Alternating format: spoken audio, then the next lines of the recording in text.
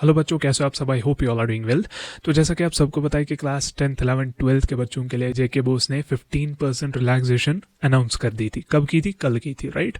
तो अब उसके बाद मतलब वैसी ही नोटिफिकेशन ही आई थी जिसकी वजह से बच्चों को बहुत ही ज़्यादा कन्फ्यूजन हो गए थे। तो किस रिगार्डिंग कन्फ्यूजन हो गया था? सर, ये 15% रिलैक्सेशन अगर हुई है तो इसके हिसाब से क्या नया सिलेबस आएगा? सर, इसके हिसाब से कौन कौन से चैप्टर्स डिलीट हुए हैं? सर, जो इसमें नोटिफिकेशन में एमसीक्यूज और ग्रामर के रिलेटेड कुछ मैंशनड है वो चीज़ हमें समझाइए। तो मैं कल ही वीडियो अपलोड कर देता। देखो, कुछ चीज़ें हैं इसमें जो कॉमन सेंस वाली है, जिसपे ऑलरेडी लोगों ने वीडियो बना दिए होंगे, लेकिन हमने पहले अच्छे से कंफर्मेशन ली है ऑफिशियल से हर एक चीज़ के रिगार्डिंग, खास कर एमसीक्यूज ग्रामर वगैरह उसके रिगार्डिंग हमने कंफर्मेशन ली है, तभी जाके अभी वीडियो बना रहे हैं।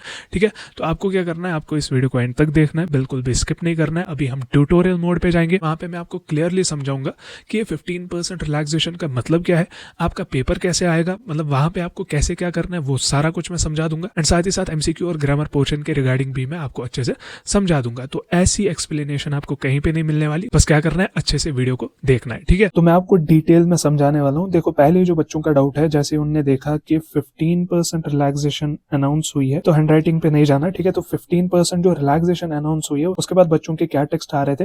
सर, सिलेबस नया आएगा क्या? सिलेबस कोई नया नहीं आएगा। सर, कोई चैप्टर डिलीट होगा क्या? नहीं, चैप्टर भी कोई डिलीट नहीं होगा। ठीक है, तो मेन चीज जो होगी वो मैं आपको समझा देता हूं। ओके, अगर हम बात करें, जेके बोस ने क्या बताया है, अगर आप 85% अटेम्प्ट करते हो तो आपके मार्क्स 100% दिए जाएंगे, राइट।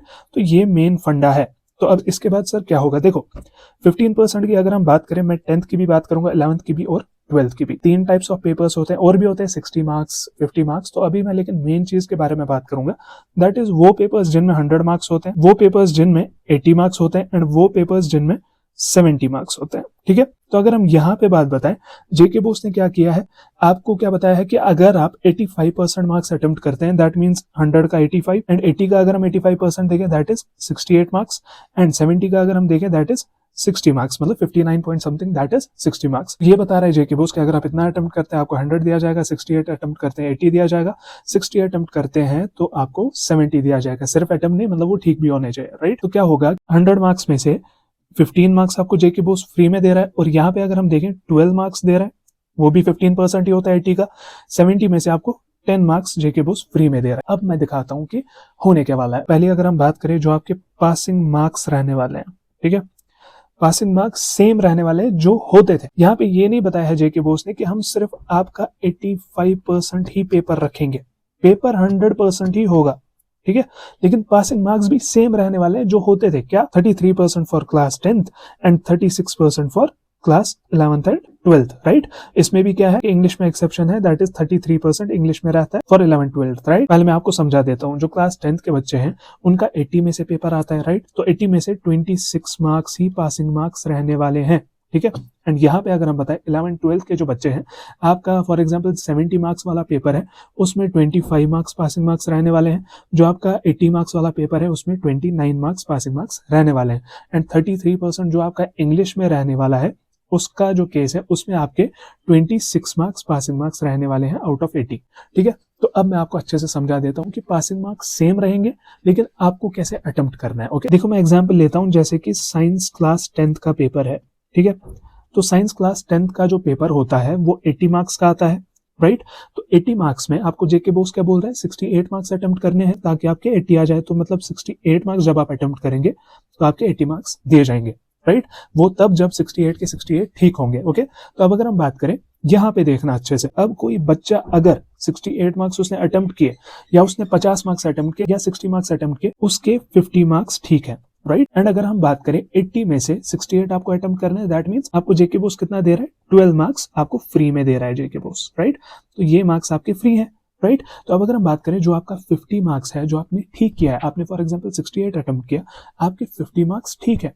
तो वो अगर हम बात बताएं ना, 50 मार्क्स को आप पहले देखोगे ये 68 में से कितने परसेंट होते हैं।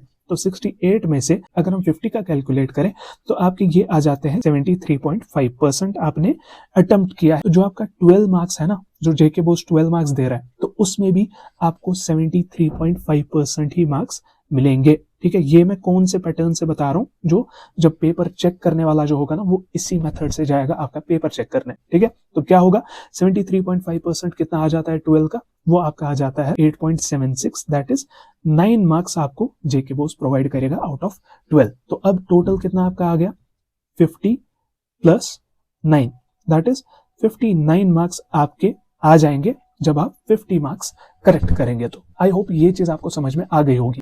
इसके बाद मेन चीज जो है ना, जो एमसीक्यू और ग्रामर पोर्शन के रिगार्डिंग लिखा है, वो चीज मैं आपको क्लियरली समझाना चाहता हूँ। ऐसे अगर हम एग्जांपल ले, फॉर एग्जांपल 70 मार्क्स का पेपर होता है, तो जेके बोस आपको क्या बोल रहा है, आपको 60 मार्क्स अटेम्प्ट करने ताकि आपको 70 मार्क्स आ जाए, ठीक है। तो यहाँ पे अगर हम बताएं आपको 60 मार्क्स अटेम्प्ट करने, राइट, तो 60 में से मैं एग्जांपल लेता हूं, अगर आपके 60 के 60 ठीक है, तो आपको क्या होगा कि 60 तो आपको मिलेंगे ही, और आपको 10 मार्क्स जेके बोस देगा ताकि आपके 70 आ जाए। ये मैं तब बता रहा हूं जब आपके 60 के 60 ठीक है, राइट। तो यहाँ पे अगर हम बात बताएं, अब अगर किसी बच्चे के उसने 60 अटेम्प्ट किया या उसने 55 अटेम्प्ट किया, लेकिन उसके 50 मार्क्स करेक्ट हो रहे हैं, 50 तो आपने यहाँ से करेक्ट किए, और जेके बोस आपको फ्री में कितने मार्क्स दे रहे हैं, 10 मार्क्स, ठीक है। तो यहाँ पे ऐसा मत समझना कि 50 तो यहाँ पे आ गए और 10 मार्क्स यहाँ से जेके बोस देगा, ऐसा मत समझना। यहाँ पे देखो कैसे क्या समझाने वाला हूं मैं। दैट मीन्स आपने 83.3% करेक्ट किया है आउट ऑफ 60 में बता रहा हूँ, ठीक है। तो अब अगर हम बात बताएं, यहाँ पे 10 का आपको 83% देखना पड़ेगा, मतलब 83.3% देखना पड़ेगा किसके, 10 मार्क्स के। दैट मीन्स आपको 8.3 मार्क्स जेके बोस की तरफ से दिए जाएंगे। वो कितना हो गया टोटल आपका 50 प्लस 8.3, 58 मार्क्स आप स्कोर करेंगे उस पर्टिकुलर सब्जेक्ट में। तो अब कोई बच्चा बताएगा कि सर 70 मार्क्स का पेपर है, उसमें हमें 60 मार्क्स अटेम्प्ट करने हैं ताकि हमें 70 मार्क्स फुल मिले, राइट, 85%। तो उसमें कोई बच्चा बताएगा कि सर मेरा तो 22 मार्क्स ठीक हो रहा है, ठीक है। तो 22 मार्क्स अगर हम देखें 60 के हिसाब से कितना आ जाता है, दैट इज 36.6% आपने अटेम्प्ट किया है, राइट। तो यहाँ पे आपको जेके बोस कितने मार्क्स दे रहा था, 10 मार्क्स। तो 10 मार्क्स का 36.6% कितना आ जाता है, वो आपका आ जाएगा 3.6 मार्क्स, राइट। तो 3.6 मार्क्स जैसे आप 22 प्लस 3.6 करेंगे, दैट इज योर 25.6, ओके। तो यहाँ पे आपका पास हो जाएगा वो सब्जेक्ट। तो ये चीज अच्छे से क्लियरली समझना, ये मैं किस हिसाब से बोल रहा हूँ, जिस हिसाब से आपके पेपर्स चेक किए जाएंगे, ओके। ये रही इस चीज की बात। तो अब आपने मेन चीज देखी होगी कि जो नोटिफिकेशन है उसमें एमसीक्यू वगैरह का मेंशन्ड है। तो ये चीज मैं अच्छे से समझा देता हूँ आपको। देखो अभी तक क्या होता था ना, देखो वहां पे लिख के है कि MCQ will be marked individually, right. तो यहाँ पे मैं आपको एक चीज समझा देता हूँ कि आपका जैसे फॉर एग्जाम्पल 70 मार्क्स वाला पेपर है, ठीक है। तो 70 में से आपके 60 मार्क्स क्या आ जाते हैं, सब्जेक्टिव, एंड 10 मार्क्स आ जाते हैं ऑब्जेक्टिव या एमसीक्यूज जो भी आपके होते हैं वहां पे, ओके। तो यहाँ पे मैं एक चीज समझा देता हूँ कि अभी तक क्या होता था, आपके जो 10 एमसीक्यूज हैं उनको एज अ ग्रुप कंसिडर किया जाता था। ग्रुप मतलब फॉर एग्जांपल आप 10 मार्क्स एमसीक्यूज का अगर देखें, अगर आप 10 में से 2 अटेम्प्ट करते थे तो 2 आउट ऑफ 10 होता था, आपके 8 मार्क्स तो यहीं पे कट जाते थे, राइट। तो यहाँ पे लेकिन क्या होगा इस बारी, तो हर एक एमसीक्यू को इंडिविजुअली कंसिडर किया जाएगा, ये एक सेक्शन कंसिडर नहीं किया जाएगा। 10 मार्क्स के एमसीक्यू है, 10 मार्क्स के अगर एमसीक्यूज है उनको ट्रीट किया जाएगा एज 10 क्वेश्चंस, ठीक है। तो 10 क्वेश्चंस यहाँ पे हो गए एंड 60 मार्क्स आपके यहाँ पे हो गए। यहाँ पे जैसे आप 2 मार्क्स अटेम्प्ट करते हैं, फॉर एग्जांपल मैं एग्जांपल लेता हूँ, आपने 2 मार्क्स एमसीक्यूज में अटेम्प्ट किए, ठीक है। तो एमसीक्यूज में 2 मार्क्स अटेम्प्ट करने के बाद आप सोचोगे 8 मार्क्स तो यहीं से चले गए, नहीं, आपके पास अभी भी देखो आपको क्या करना था, टोटल आपको 85% अटेम्प्ट करना था, राइट। तो 85 में से आपको टोटल कितना अटेम्प्ट करना था, 70 में से आपको 60 मार्क्स अटेम्प्ट करने थे। तो उसमें आपने कितने मार्क्स अटेम्प्ट किए, 2 मार्क्स। ये मतलब हो गया आपने 2.85% अटेम्प्ट कर लिया पेपर, ठीक है, आउट ऑफ 70। टोटल कितना करना है, 85। तो वहां पे ये मत समझना कि आपके 8 एमसीक्यूज के मार्क्स चले गए, यहाँ पे क्या होगा 2.85 आपके पास यहाँ पे बचते हैं। तो आपको अभी भी कितना पेपर अटेम्प्ट करना है, दैट मीन्स 85 माइनस 2.85 वो आपका आ जाता है 82.14, ठीक है। तो 82.14 आपको अभी भी पेपर अटेम्प्ट करना है। ये इंटरनली जब आपके पेपर्स चेक किए जाएंगे वहीं पे आपको ये बेनिफिट दिया जाएगा। ऐसा मत समझना कि मैंने 2 ही एमसीक्यूज अटेम्प्ट किए तो 8 मार्क्स मेरे वहां पे कट जाएंगे। तो आपको क्या किया जाएगा, वहीं पे इंटरनली आपको ये चीज बेनिफिट दिया जाएगा ताकि आपका बराबर ये 85% मार्क्स हो जाए, मतलब जिनने पूरा का पूरा पेपर अटेम्प्ट किया होगा। बाकी वो जो मैंने बाकी चीजें बोली इससे पहले वो भी आई होप आपको क्लियर हो गई होंगी कि कैसे आपकी मार्किंग हो जाएगी। बाकी मैं फिर से बता रहा हूँ, जो आपके पासिंग मार्क्स हैं वो सेम रहने वाले हैं। कोई अगर बताएगा कि चेंज हो गए या कुछ, बिकॉज अगर आप फॉर एग्जाम्पल देखो मैंने आपको समझा दिया कि कैसे आपके मार्क्स डिस्ट्रीब्यूट किए जाएंगे, कैसे आपको पेपर चेक करने वाले 15% वाला बेनिफिट देंगे, ठीक है। तो उस हिसाब से आई होप आपको समझ में आ गया होगा। लेकिन न्यू पासिंग मार्क्स ऐसा कुछ भी नहीं सोच, बिकॉज फॉर एग्जाम्पल अगर आप सोचोगे कि 22 मार्क्स पासिंग है,